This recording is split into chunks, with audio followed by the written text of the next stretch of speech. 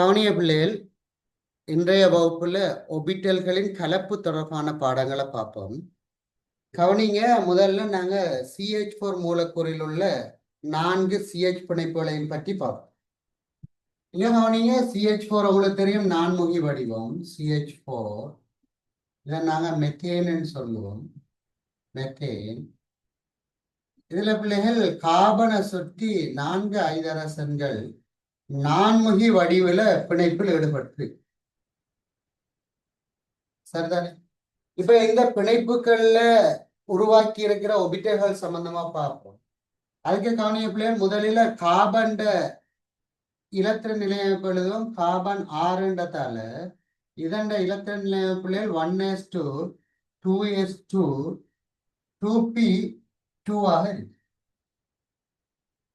சரிதானே பிள்ளைகள். எனவே இந்த ஒபிட்டல்கள வரைபடத்தை நாங்க வரைஞ்சோம்னா எஸ்ல ஒரு சோடி இலத்திரங்கள் காணப்படுது. பியில பிள்ளைகள் 3 ஒபிட்டல் இருக்கு. இந்த 3ல 2 தான் இருக்கு, ஆகவே தனித்தனியாக நிறம். அப்ப இதுதான் கார்பனுடைய தரைநிலை இலத்திர நிலையமைப்பாக இருக்கு. இது பிள்ளைகள் கார்பன் தரைநிலை இலத்திர நிலையம். தரைநிலை இந்த தரைநிலையில உங்களுக்கு பார்க்கும்போது விளங்கும் பாருங்க, தனி இலத்திரனை கொண்ட 2 ஒபிட்டல்கள் தான் கார்பன் தரைநிலையில் காணப்படுது. எனவே பிள்ளைகள், கார்பன் தரைநிலையில் 2 பங்கீட்டுவல் பிணைப்புகளை மாத்திரமே உருவாக்கும் ஆற்றல் உடையது.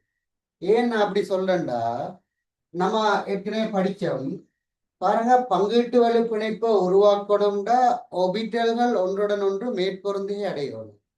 அப்படி மேற்பொருந்துகை அடையும் போது எவ்வாறு மேற்பொருந்துகை நிகழும் பிள்ளைகள்?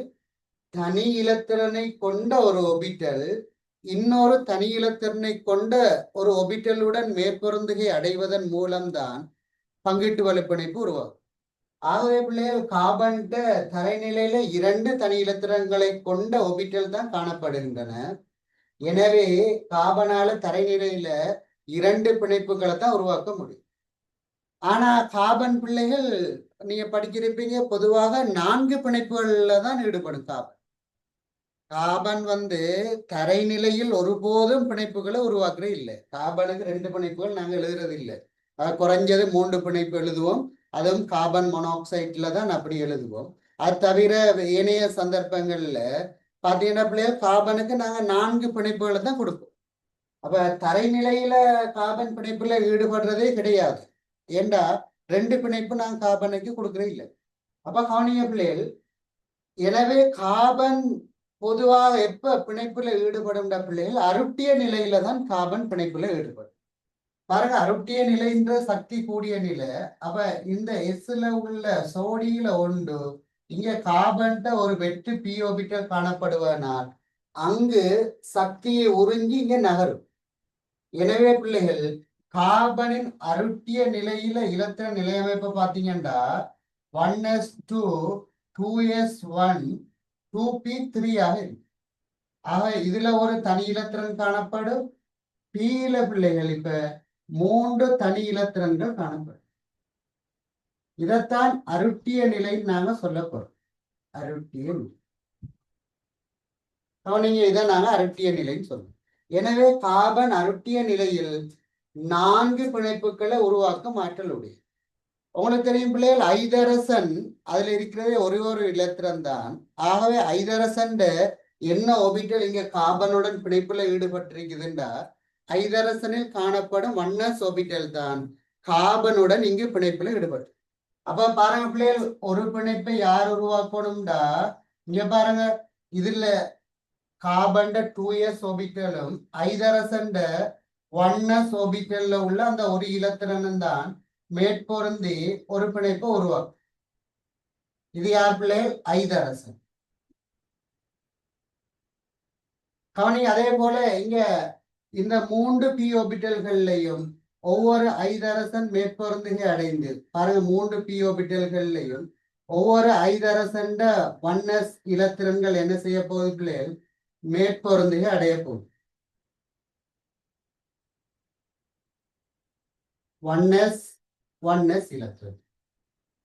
ஆகவே பிள்ளைகள் உங்களுக்கே விளங்குது, இதுல ஒரு பிணைப்பு 2s ஆர்பிட்டலும் 1s ஆர்பிட்டலும் மேற்பொருந்தி அடைஞ்சிருக்குது. 3 பிணைப்பு ஒரே மாதிரியான பிணைப்பு. பாருங்க, p ஆர்பிட்டல் வடிவம் உங்களுக்கு தெரியும், டம்பல் வடிவம். ஆகவே பிள்ளைகள் இங்க பாருங்க, 3 டம்பல் வடிவ ஆர்பிட்டலோட ஒரு கோள வடிவ s ஆர்பிட்டல் வடிவம் உங்களுக்கு தெரியும், கோள வடிவம்.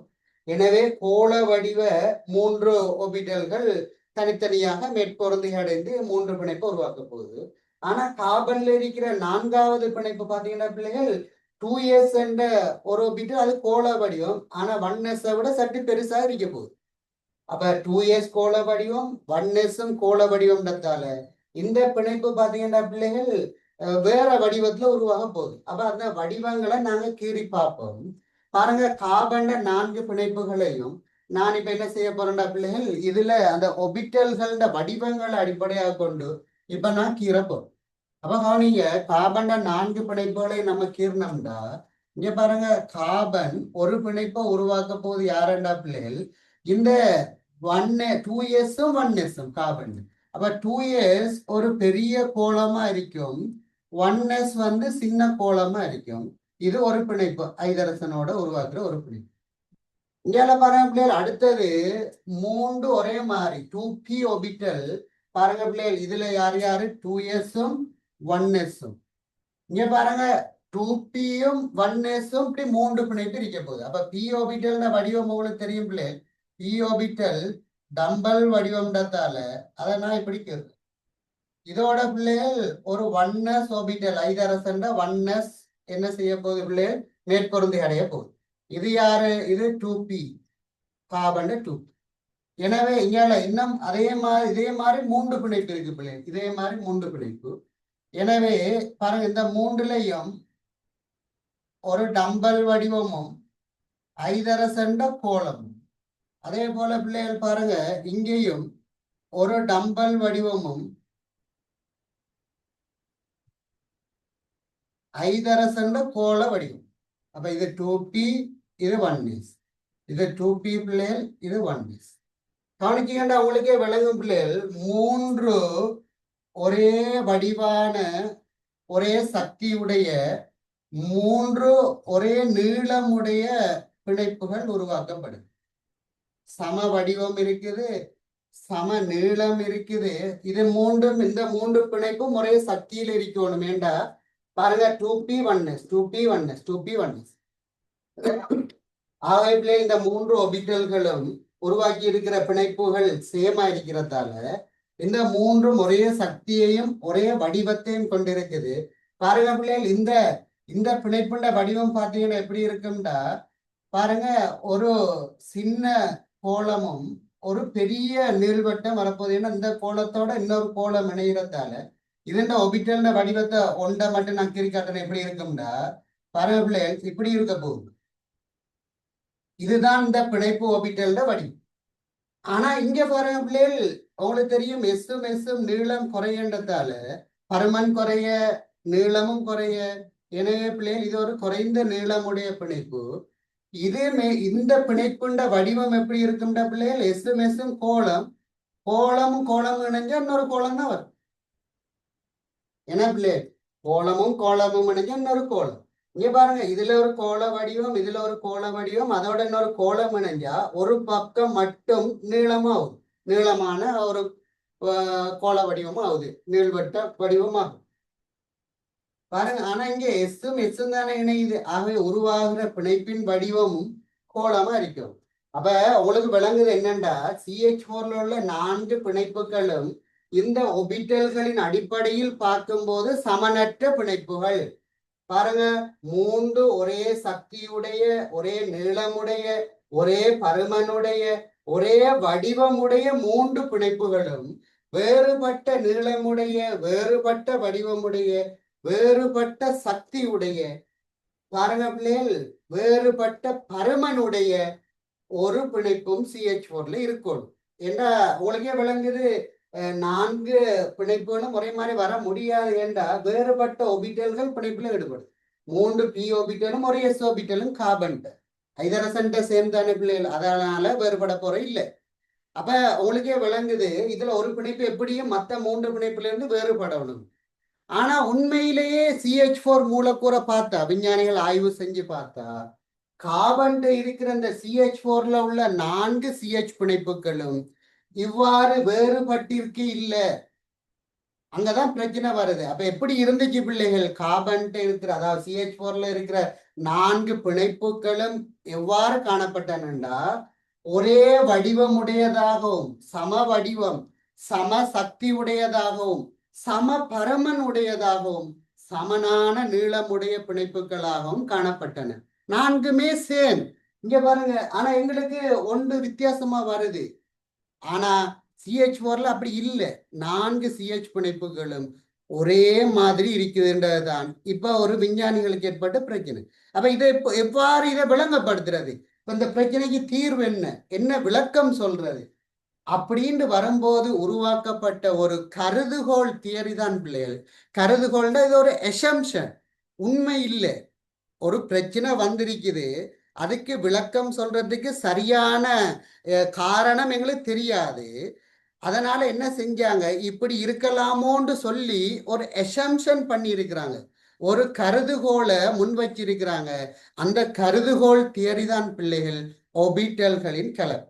அப்ப இந்த ஒபிட்டல்களின் கலப்புல என்ன சொல்ல வாராங்க, கவனியபிள். கார்பன் மேற்பொருந்துகை அடைவதற்கு முன்னர், கார்பன் பிணைப்பில் ஈடுபடுவதற்கு முன்னர் கார்பன் 4 ஒபிட்டல்களும் பாருங்க, ஒரு எஸ்ஸும் 3 பியாவும் இருக்கிறது. பாருங்க பிள்ளைகள், வேற வேறையா இப்படி இருந்தா தானே அது பிணைப்பு வேறுபடும். இப்ப கவனிங்க, இவங்க தங்களுக்குள்ளேயே 4 பேரும் மேற்பொருந்துகைக்கு முன்னர் தங்களுக்குள்ள மிக்ஸ் ஆகுறாங்கன்னு வச்சுக்கொள்ளுங்க. 4 பேரும் கலக்குறாங்க. இப்ப 4 ஒபிட்டல்கள் கலந்து புதிய 4 ஒபிட்டல்களாக மாறுகின்றன. அப்ப மாறுற ஒபிட்டல் எப்படி இருக்குண்டா, ஆரம்பத்துல கலக்கிற ஒபிட்டல் எப்படி இருக்க போகுதோ ஒன்று வித்தியாசமாகவும் 3 சேமாவும் இருக்குது. ஆனா கலந்ததுக்கு பிறகு 4மே எப்படி வருதுண்டா, ஒரே வடிவம் உடையதாகவும், ஒரே பருமன் உடையதாகவும், ஒரே சக்தி உடையதாகவும், ஒரே நீளம் உடையதாகவும் 4 புதிய ஒபிட்டல்களாக மாறுகின்றன. அப்ப பிணைப்பில் ஈடுபடுவதற்கு முன்னர் பிள்ளைகள், மேற்பொருந்தி அடைவதற்கு முன்னர் கார்பன் எஸ்ஸும், இங்க வர அடுத்தது கார்பனுடைய இந்த 3 பி ஒபிட்டல்களும் மொத்தமாக 4 ஒபிட்டல்கள் தமக்கிடையே ஒன்றுடன் ஒன்று கலந்து புதிய 4 ஒபிட்டல்களை உருவாக்குது. அந்த புதிய 4 ஒபிட்டல் எப்படி இருக்குண்டா, சமசக்தி, சம வடிவம், சம நீளம், சம பருமனுடையதாக இருக்கு. இனி பாருங்க பிள்ளைகள், அப்ப அதுக்கு பிறகு இந்த ஐதரசன் 1s ஆர்பிட்டலோட மேற்பொருந்து நிகழ்ந்தா இங்க உண்மையிலே CH4ல இருக்கிற மாதிரி 4 சமனான CH பிணைப்புகள் உருவாக்கப்படும்ன்றதுதான் பாருங்க பிள்ளைகள் இந்த கலப்பினுடைய விளக்கம். இப்ப ஒரு பிரச்சனைக்கு தீர்வாக முன்வைக்கப்பட்ட கருதுகோள் தியரி தான் பிள்ளைகள் கலப்பு. இப்ப அதுக்குரிய ரீசன் பொருந்துது. அப்ப அதனாலதான் கலப்பு என்ற தியரி உருவாக்கப்பட்டுச்சு. அப்ப கவனிய பிள்ளைகள், அப்ப உங்களுக்கே விளங்கும் கலப்புன்றது எப்ப நிகழணும்ன்ற பிள்ளைகள், ஒரு மேற்பொருந்துகை நடந்து பிணைப்பு உருவாகிறதுக்கு முதல்ல என்ன நடக்கணும், கலப்பு நடக்கணும். கவனிங்க, அப்ப கலப்பு என்றால் என்ன அப்படின்னு கேட்ட பிள்ளைகள், என்ன வரைவிலக்கணம் சொல்ல போறோம் பிள்ளைகள்? கவனிங்க, என்ன வரைவிலக்கணம் சொல்ல போறோம்? இங்க பாருங்க, கலப்புல என்ன நடக்குது பிள்ளைகள், வேறுபட்ட வடிவம் உடைய, பாருங்க, வேறுபட்ட வடிவம், வேறுபட்ட சக்தி, வேறுபட்ட பருமனுடைய ஒபிட்டல்கள் தமக்கிடையே ஒன்றுடன் ஒன்று கலந்து, அப்ப அதுல கலக்கும் போது பிள்ளைகள் கவனிங்க, அந்த 1sல உள்ளது பிள்ளைகள் இந்த 2s 2pயோட கலப்புல ஈடுபடுறது இல்லை. இல்லாட்டி வேற அணுக்கள்ல பாத்தீங்கன்னா பிள்ளை 2-3 சக்தி மட்டங்கள் இருக்கும். அப்ப கவனிங்க, அருகருகே உள்ள ஒபிட்டல்கள் தான் கலப்புல ஈடுபடும். அதுதான் பிள்ளை ஏறத்தாழ சமனான சக்தியுடைய ஒபிட்டல்கள் தான் கலப்பில ஈடுபட முடியும். பெரிய சக்தி வேறுபாடுடைய ஒபிட்டல்கள் கலப்புல ஈடுபட முடியாது. பாருங்க, எஸ்க்கும் பிக்கும் இடையில சிறிய வித்தியாசம் தான் இருக்கும் கலப்புல.